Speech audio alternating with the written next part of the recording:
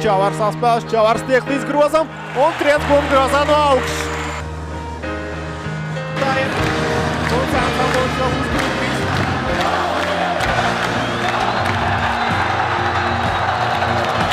Paliek Baronam. Samuolis paliek brīvs tām pie līnijas. Ļoti svarīgs tālmeties Samuolim.